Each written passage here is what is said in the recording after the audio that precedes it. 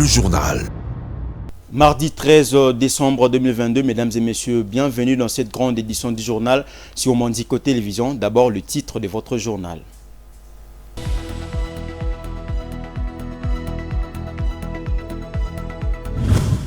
La pluie qui s'est abattue ce mardi matin 13 décembre sur toute l'étendue de la ville de Kinshasa a causé beaucoup de dégâts et pertes en vies humaines. En attendant le bilan officiel de victimes, une centaine de morts est déjà enregistrée pour l'ensemble de 24 communes. La nationale numéro 1, dite route de Matadi, est coupée en deux à cause de la pluie de ce matin. Le bureau technique de coordination BTC s'est mis déjà au travail des réhabilitations pour une durée prévue à 3 semaines. Réaction des concernés et de la population.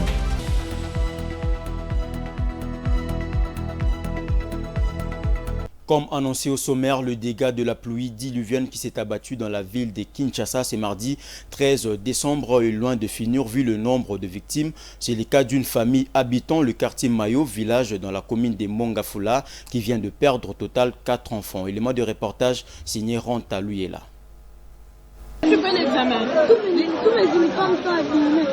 De nombreuses pertes en vies humaines sont signalées dans la ville de Kinshasa après cette pluie torrentielle qui s'est abattue dans la capitale congolaise dans la nuit du mardi 13 décembre 2022 aux alentours de 1h du matin jusqu'autour de 8h. C'est la conséquence des inondations, des écroulements de murs, des débordements de lits de rivières, mais surtout les constructions anarchiques à des endroits pas encore lotis. Selon des sources concordantes, la ville de Kinshasa à elle seule enregistre une centaine de morts, parmi lesquels des adultes comme des enfants. Cas de cette famille vivant au quartier Mayo Village, dans la commune de Mongafula, qui vient de se vider de ses membres, avec au total 4 enfants morts, comme l'attestent ces images. Une grande désolation.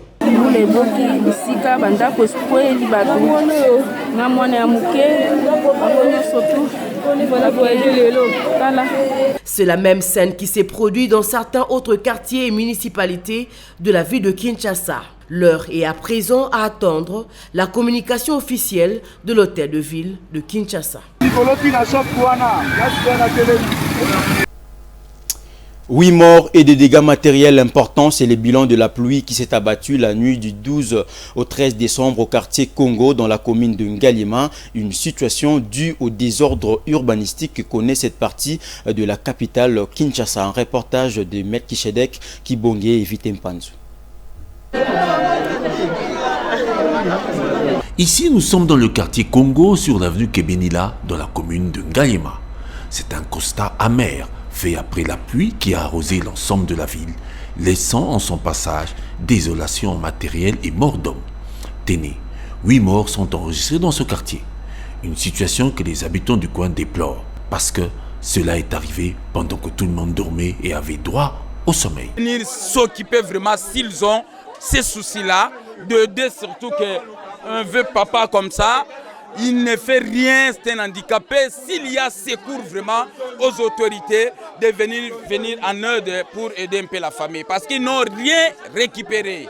Biloko nyonso ekei na mayambula donc batikali kaka batu bilamba o bomona balati batikali sune loko mosuté. Il est à noter que ce quartier qui existe depuis 1968, à l'époque de Feu Bisengimana, ancien directeur de cabinet du feu Maréchal Mobutu, dispose d'un seul collecteur jusqu'à ce jour. C'est qu'il est impossible de canaliser les eaux de pluie d'un quartier qui fait que grandir chaque jour. La route nationale numéro 1, appelée route Matadi, s'est divisée en deux au niveau du quartier de l'arrêt Régie des eaux situé entre le quartier Matadi-Kibala et Envrac. Nous sommes là dans la commune de Mongafula suite à la pluie diluvienne qui s'est abattue aux petites heures du matin de ce mardi 13 novembre. Suivez ces reportages. La pluie diluvienne qui s'est abattue depuis 3 heures du matin de ce mardi dans la ville-province de Kinshasa est à la base de cette catastrophe, créant une grosse érosion.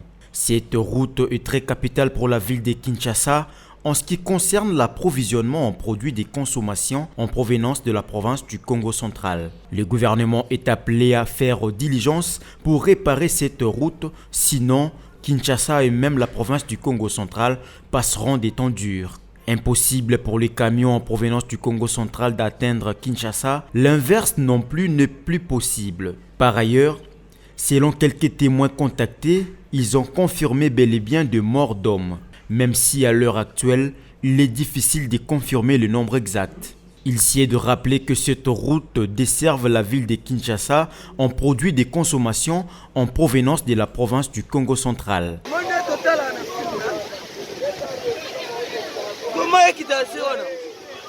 Le sinistre à Matadi-Kibala a coupé la route nationale numéro 1, dite route de Matadi en deux, provoquant ainsi l'arrêt du trafic et de la circulation de biens et de personnes déjà sur place. Le service pour réparer le dégât s'active. Jean-Aimé Maval, directeur général du bureau technique de coordination BTC en sigle, promet que cette réhabilitation prendra plus ou moins 3 semaines. Il est au micro de Jocelyne Massiala et Vitem Panzou. Effectivement, c'est une situation dramatique, mais malheureusement à laquelle l'être humain ne peut rien y faire. Il s'agit d'une catastrophe naturelle. Et bon, le problème c'est que les aménagements qui avaient été prévus pour pallier justement ce genre de catastrophe n'ont pas tenu. Et comme je le dis toujours, le principal agent de cette catastrophe reste l'être humain. Son manque de civisme, sa désobéissance fait que ils ne respectent pas les instructions, ils construisent n'importe où et n'importe comment, sans respecter les règles de l'art. Et voilà, c'est à ce genre de catastrophe qu'on arrive. Maintenant, les frais qu'on doit engager maintenant pour mettre tout ça en état sont très importants, sans compter toutes les pertes économiques que vont entraîner cette situation. Bon voilà, maintenant la question c'est de remettre ce tronçon en état pour permettre le trafic normal. Bon, c'est ça le grand défi actuel. Bon, là, l'empierrement a commencé. Bon, il faut qu'il se poursuive et voilà, il faut qu'assez rapidement on puisse trouver une solution durable à ce drame. La réparation, bon, écoute, c'est difficilement estimable, hein, mais bon, ça a l'air d'être très sérieux. Il faut passer à les phases de consolidation, d'empierrement, ensuite de consolidation. Tout ça, ça peut nous prendre 2 à 3 semaines. Si pas plus. Nous compatissons. Hein. C'est une situation triste. Hein. Mais voilà, bon. Nous allons essayer de faire le nécessaire pour remettre les choses en état. Restons toujours dans le même ordre d'idées, parmi le désagrément subi par le Quinoise et Quinoise dans la capitale, frappé par la pluie de ce 13 décembre, les difficultés endurées pour traverser le rond-point Sosimat où il ne fallait qu'emprunter le saut de mouton, eux-mêmes des déchaussés au risque de plonger obligatoirement ces chaussures dans les eaux qui ont tout inondé sur leur passage. C'est un constat de Guy Ilunga sur place. C'est comme si cette voiture-là vient aussi de se fermer. Mais le but, c'était déjà... La pluie qui s'est abattue sur la ville de Kinshasa depuis les premières heures du matin aura permis de réaliser la fragilité de vivre pour de nombreux Quinois et Quinoises, surpris par l'ampleur des conséquences dès les 5 heures du matin, au moment de sortir pour s'employer les uns les autres à leurs occupations de routine.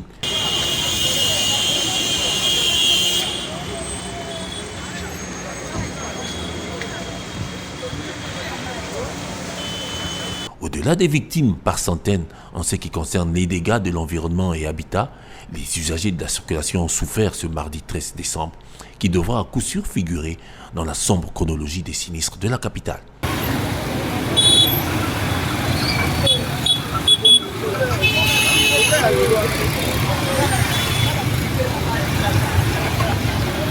Au rond-point Sosimat, un cafouillage du jamais vu a eu lieu ce matin pour tous ceux qui descendaient au centre-ville comme pour tous ceux qui remontaient vers le rond-point magasin. Il a fallu absolument passer au-dessus du saut de mouton pour traverser car les 2 voies de la chaussée étaient sérieusement inondées. Aussi, exigence, se déchausser pour marcher dans l'eau car la pluie a gonflé toutes les vagues dans les caniveaux et la voie engloutie.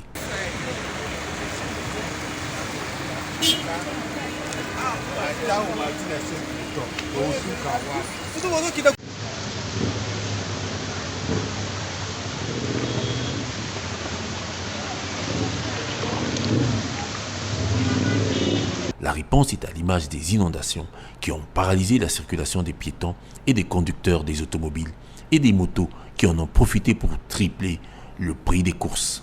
Pour la plupart de demi-terrain. Pour les voitures, c'était le calvaire total. Des longues files ont jalonné le boulevard pour perturber toute la circulation aux grandes dames des Quinois et des Quinoises frappés en ce mois des fêtes. Plus de 100 morts, bilan provisoire de dégâts de pluie qui s'est abattu sur la capitale Kinshasa.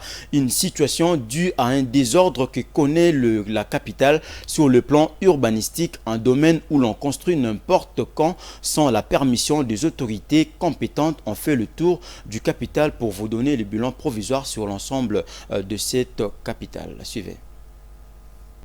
Près de 100 morts, un bilan provisoire à Kinshasa après la pluie qui s'est abattue sur la ville dans la nuit du 12 au 13 décembre. Selon le bourgmestre de Ngalima, au moins 38 morts dans sa commune, dont 16 morts au quartier Pigeon, 9 au quartier Congo, où tout a été fait pour que ces corps soient acheminés à la morgue, 1 mort au quartier Bumba, 9 à Djelobinza, 3 morts au camp Munganga. Ces bilans n'est pas encore complet selon l'autorité municipale.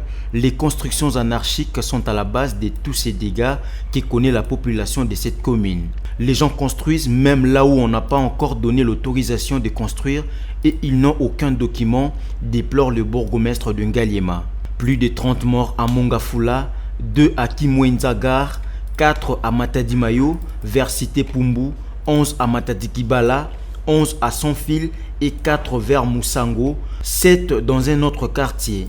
Le corps d'un bébé a été aussi retrouvé sous les décombres. Pour Alidor Chibanda, les découvertes d'autres corps pourront être faites parce que les recherches se poursuivent. 5 membres d'une même famille meurent électrocutés. Dans la commune de Kintambo, la bourgmestre Fatou Inona parle de 5 morts, tous membres d'une même famille, électrocutés au quartier Kilimani. 4 également dans la commune de Bandalungwa, où la rivière Makelele est sortie de son lit, rendant impraticable l'avenue Kassavubu à la hauteur du 8 décembre. La station de la SNEL du district de Funa est aussi inondée, avec risque que la desserte en électricité soit sérieusement perturbée. À la Chambre basse du Parlement, les élus du peuple ont une fois de plus prorogé l'état des sièges dans les provinces d'Ituri et du Nord Kivu. Le vote de ces projets permet au FARDC de faire face aux différentes crises que connaît la République démocratique du Congo dans sa partie orientale. Martin Kayembe pour ses commentaires. Les députés nationaux ont autorisé pour la 38e fois la prorogation de l'état de siège. Sur 382 députés ayant pris part au vote, 376 ont voté pour, 6 ont voté contre et aucune abstention. Par ces votes, l'Assemblée nationale autorise la prorogation de l'état de siège dans les provinces de l'Ituri et le Nord Kivu. Les projets de loi portant autorisation de la prorogation de l'état de siège a été adopté à l'unanimité.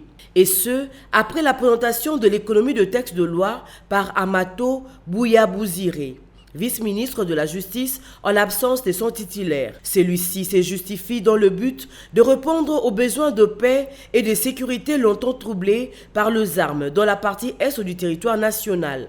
L'état de siège a été instauré pour enrayer la crise de l'insécurité et de plus en plus préoccupante. Les parlements autorisent tous les 15 jours, depuis son entrée en vigueur, la prorogation de cette mesure exceptionnelle conformément aux dispositions de l'article 144, alinéa 5 de la Constitution. Pour parvenir au rétablissement de la paix recherchée, les opérations militaires sont continuellement menées par les forces armées de la République démocratique du Congo. Ces opérations se sont accrues de nos jours pour mettre fin à l'agression du pays par le Rwanda qui agit sous couvert du M23. Au cours de la même plénière, les députés ont examiné la proposition de loi déterminant les principes fondamentaux relatifs au régime pénitentiaire, laquelle n'a pas connu d'amendement. Les articles de ce texte de loi ont été adoptés globalement. Le ministre de l'Enseignement primaire, secondaire et technique, Tony Mwabakazadi, a procédé à la remise symbolique des diplômes d'État édition 2021 aux finalistes de 10 provinces éducationnelles du Grand Kassai. Le patron de l'EPST a profité de l'occasion pour interpeller les inspecteurs de cet espace éducationnel à la discipline pour la réussite de leur mission. Reportage de Martin Kayembe. Habitués à attendre longtemps leur titre scolaire et ce, avec beaucoup de conséquences fâcheuses pour leurs inscriptions et la poursuite de leur cursus académique, les lauréats à l'examen d'État de l'édition 2021 en République démocratique du Congo peuvent se réjouir. Pour preuve, la remise le mardi 13 décembre 2022 des diplômes d'État de cette édition par le ministre de l'Enseignement primaire, secondaire et technique, le professeur Tony Mwabakazadi Ambujimai, chef-lieu de la province du Kasaï oriental. Cadre choisi, la salle polyvalente Monseigneur Tarsis Chibangu, Chichikou, dans la commune de Kanchi. Témoin de l'événement, Madame le secrétaire général de l'EPST, chef de corps, le ministre provincial en charge de l'éducation, les bénéficiaires et tous les inspecteurs provinciaux des 10 provinces éducationnelles constituant l'espace Grand Kasaï. Le ministre a procédé à la remise symbolique.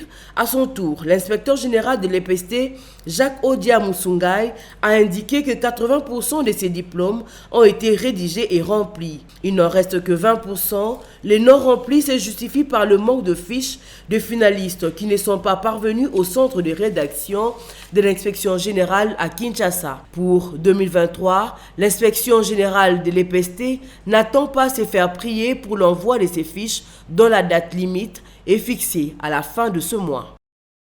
Kinshasa, capitale de la République démocratique du Congo, deuxième ville de l'Afrique subsaharienne avec plus de 12 millions d'habitants. Kinshasa incarne aussi le chaos urbain actuel alors que son infrastructure semble inexistante ou vouée à disparaître. Comment comprendre ce qui est à la base de cette folie immobilière? Tentative de réponse dans ces réflexions de la rédaction signée Bijou Lumuna. Anciennement appelée Léopoldville, la ville de Kinshasa est la plus grande ville de la RDC. Avec ses 1600 habitants en 1920 à l'époque du Congo belge, la ville de Kinshasa compte actuellement plus de 17 millions d'habitants qui vivent dans l'extrême pauvreté et surtout le manque criant d'infrastructures. Ces surpeuplements occasionnent plusieurs constructions anarchiques sur des terrains accidentés, causant ainsi des glissements de terrain sur plusieurs avenues ainsi que des effondrements des maisons. Depuis un certain temps, on constate une folie immobilière à travers la ville de Kinshasa. Maisons et constructions hors normes ont des conséquences dévastatrices sur l'environnement. Il est à noter que la procédure prévue par la loi foncière n'est pas rigoureusement suivie. Selon une enquête menée, seulement 19,9% de la population possède un certificat d'enregistrement, tandis que les autres n'ont qu'un début de justification de titre de propriété. Dans ces désordres inouïs, il n'est pas étonnant que chacun construise à sa manière, sans tenir compte des normes architecturales, favorisant ainsi plusieurs dégâts, cas des érosions suite à la pluie de ce matin et aussi des pertes en vies humaines. Place à présent au rappel des titres.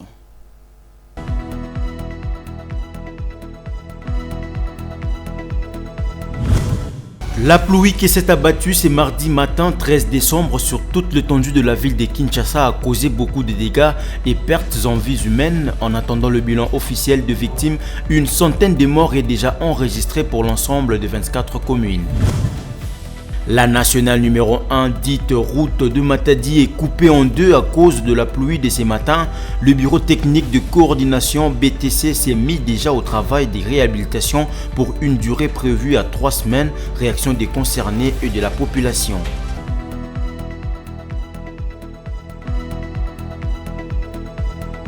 C'est la fin de ce journal, mesdames et messieurs. Merci de l'avoir suivi. Bonne suite des programmes sur Mondico Télévision en notre compagnie. Au revoir.